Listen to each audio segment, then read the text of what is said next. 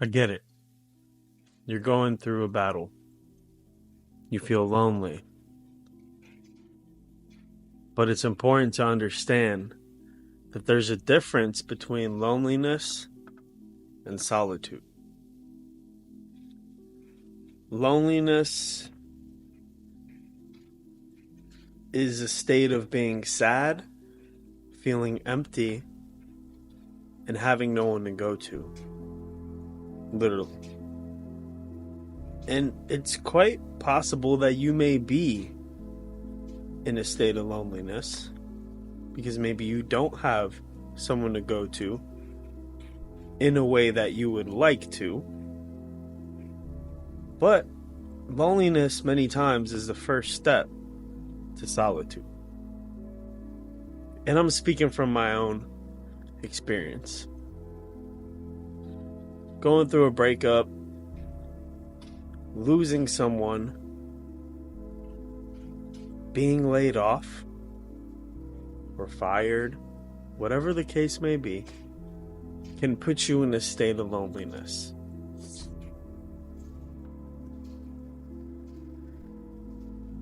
Sure, take a few days or a few weeks, be sad, grieve, but understand that you must take the first step to true solitude before you truly become the best version of yourself.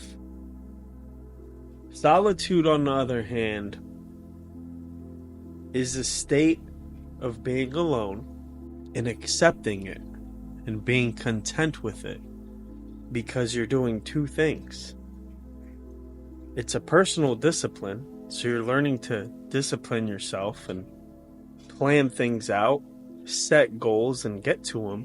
But secondly, it's a time for meaningful reflection. Learning who you are on the inside, learning your strengths, learning your weaknesses, and then positioning your plan around those to excel further in life. It may take longer than some of the colleagues and friends that you see,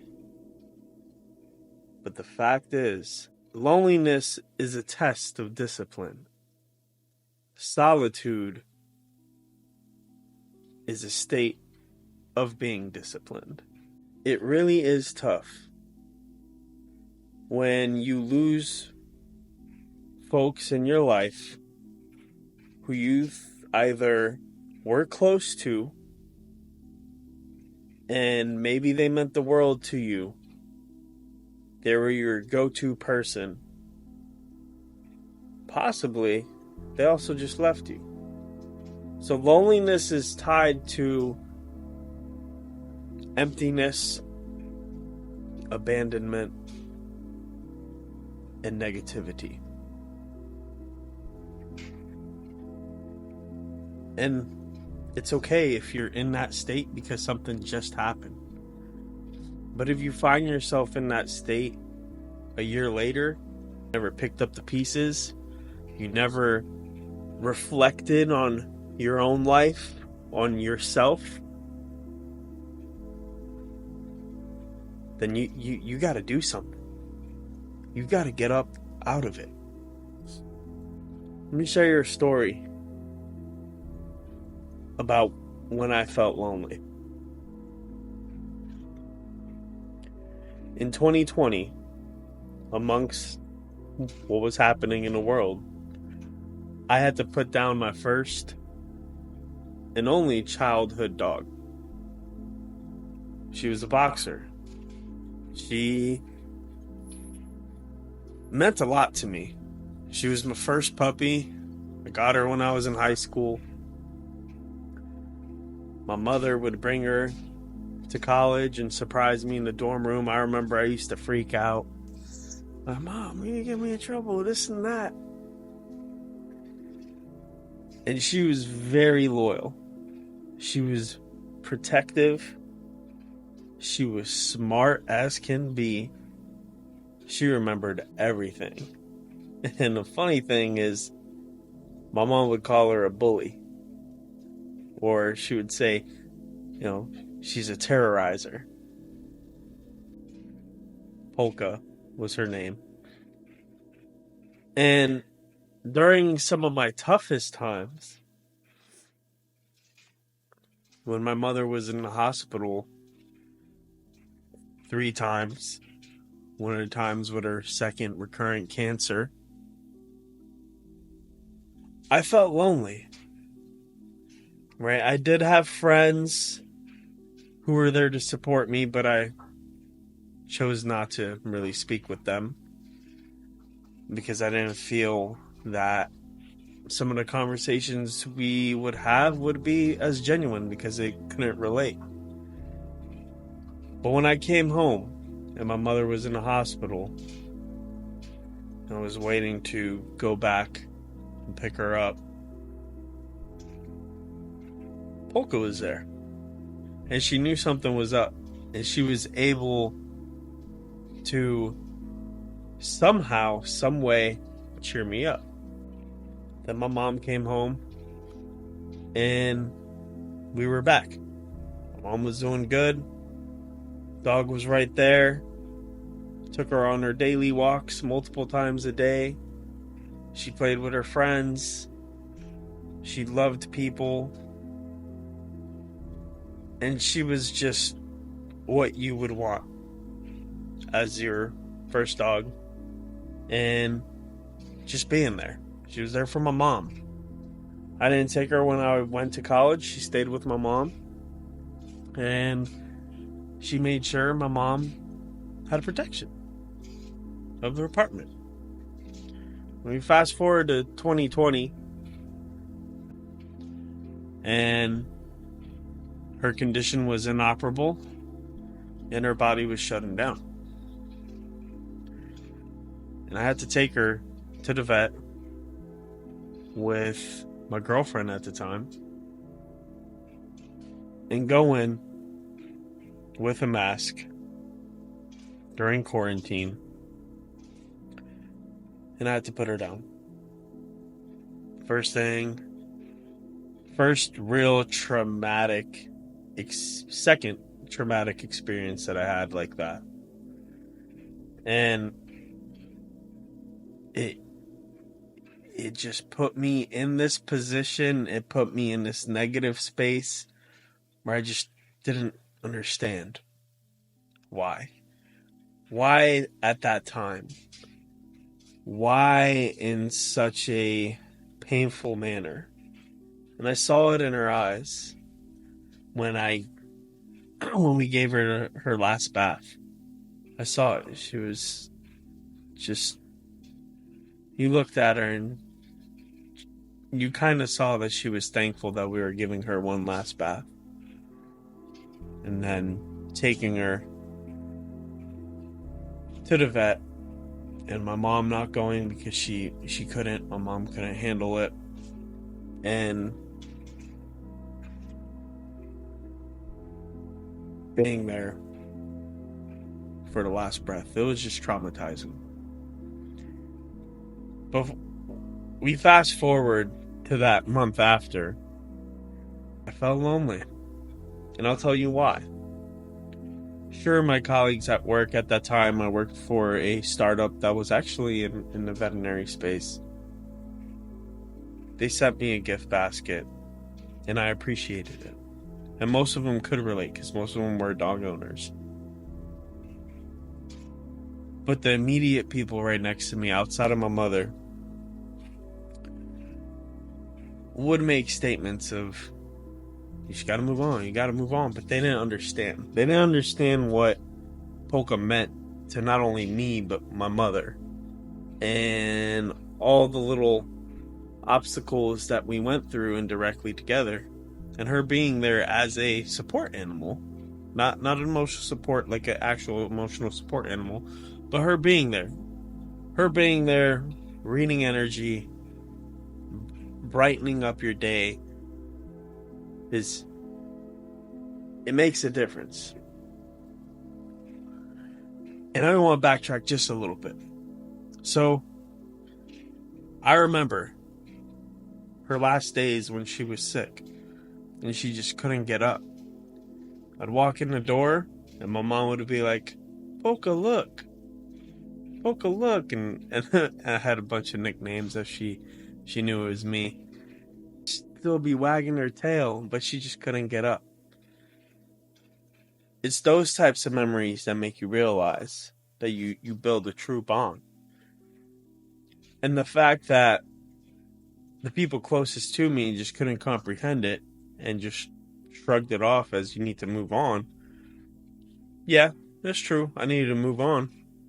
The fact of the matter is, I had no idea how to deal with it. It was my first instance ever. And the killer part was seeing my mother grieve through it. My mother never really got over it. I didn't get over it. I accepted it and I understood. 12 years for a boxer. She had a great life. She moved on. But I was lonely. I was lonely that month. But I trucked through it. And I learned from it. And moved on. And accepted what had happened. That's an example of loneliness. Now, I mentioned a moment ago, loneliness is a test of discipline. So in that instance, when I was lonely and it took me out and I couldn't necessarily function to my highest caliber. I couldn't function to the best of my ability. I couldn't get shit done at the end of the day because I just had negative thoughts. State of loneliness. Negative thoughts. Not being able to talk to anyone. And then I got through it. But that's not something where you graduate to solitude. That was just, I'm in a state of loneliness, which is a test of discipline. So I became undisciplined because I was in a negative space, negative thought, and I didn't know how to get out of it. And then I learned to discipline myself, restructure my life, restructure thoughts. Anytime a negative thought came into my head, think of something positive, think of a good memory, smile, and keep trucking. That falls back to discipline.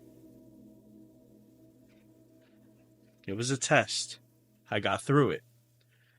And then I got hit with a layoff. A few months later. Even in late 2020, where I had a breakup, and then this past year, where I lost the closest person to me, put me in a state of loneliness, both times. Sadness, grief.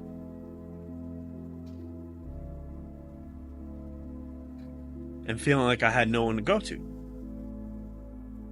In this most recent instance, losing my mom, I felt like I had no one to go to. In that immediate week after.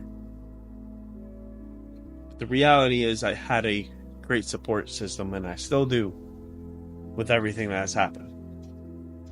And I'll tell you why that happened that way. Because when I was in a hospital, I had a handful of people come to the hospital. The doctors they seemed to be great at the time of everything that was happening. But the last 2 days, it was like, folks just disappeared. On the medical side. Hospice, some of the nurses, some of the doctors. I was like, wow. All right. But I'm here. I was there. For my mom. Her best friend was there. I made sure I called in folks overseas to make sure that they were there. And my mom wasn't lonely. I made sure.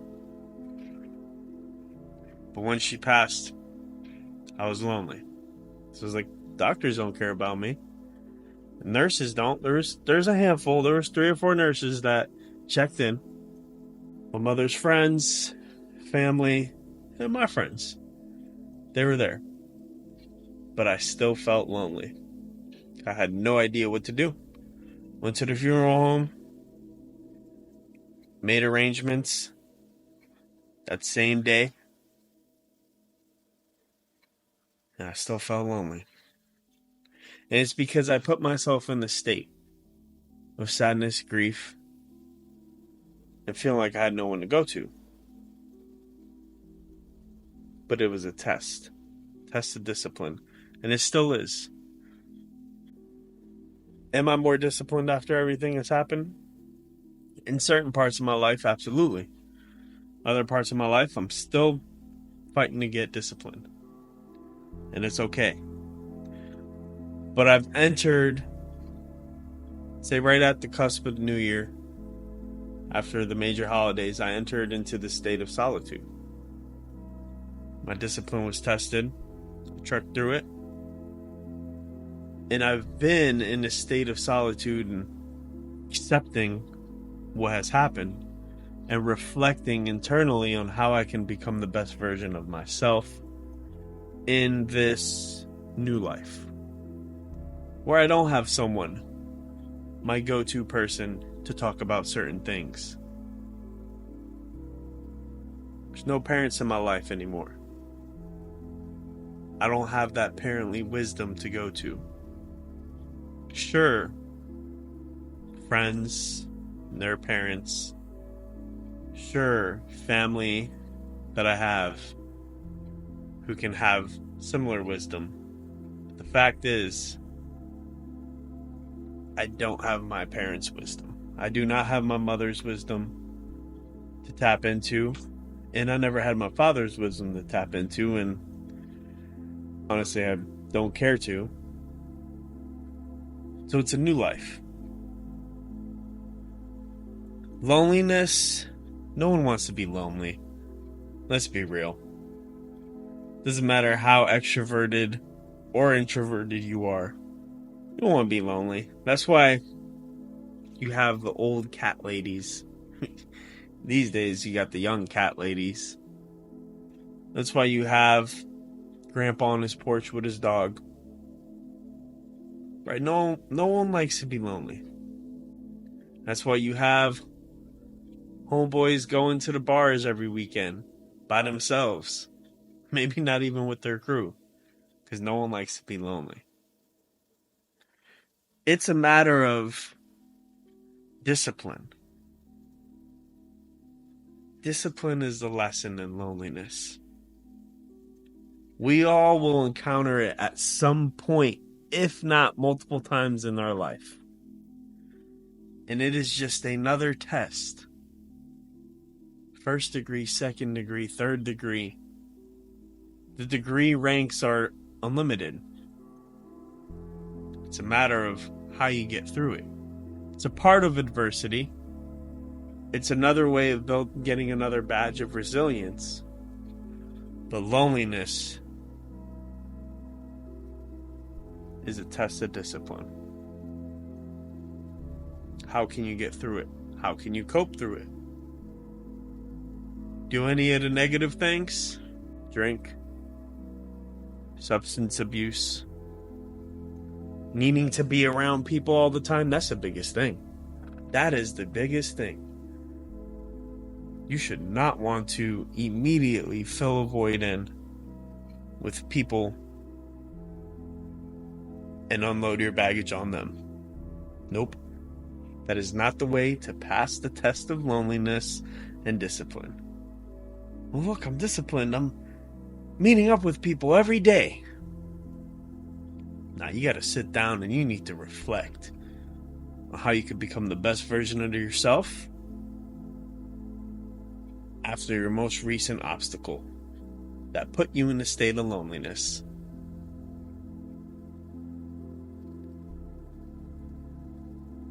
It goes pretty deep. So if you're dealing with it, if you're in a state of loneliness, reflect. How can you get out of it? What can you do to make yourself a better person? To get past this most recent obstacle that you've encountered. Mine, as I mentioned, was losing my mom 4 months ago. 4 months, 4 days to the time of this recording. Have I come away? Absolutely. Am I back to where I should be? Not quite. Have I honed in on disciplines that I didn't have before? Sure. But there's a long way. There's a long road ahead for both you and I. And discipline is the key to getting through it. It's not about check marks. It's not about having a list of 20 things and saying I'm disciplined. It's about you inside truly knowing that you're disciplined. Knowing your purpose. Restructuring your purpose. Knowing your why. And how to get to the goals that you set. You got this. You're not lonely. You're just in a state of loneliness. You can graduate into a state of solitude, self-reflect, and you're going to crush it. Until the next video, stay strong, Wolfpack.